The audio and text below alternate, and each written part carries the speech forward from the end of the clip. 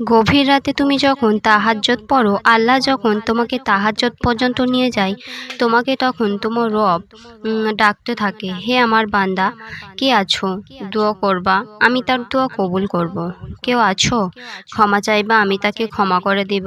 সুতরাং তুমি মনের আশা যেগুলোই তালাশ করছো, রবের উপর তাওয়াক্কুল রেখে বলো, যদি আপনার জন্য সেটা ভালো হয় তবে আপনার রব সেটা তোমাকে দিবে ইনশাআল্লাহ। নবী সাল্লাল্লাহু আলাইহি সাল্লাম বলেন, শেষ রাতে আল্লাহ তার কুদরত দুই হাত সরাসরি বাড়িয়ে দেন, আর রব বলে, কে আছো আমাকে একটা সেজদা দিবা, ওর থেকে ডাকবা, আমি তার দোয়া চাওয়া পাওয়া কবুল করব।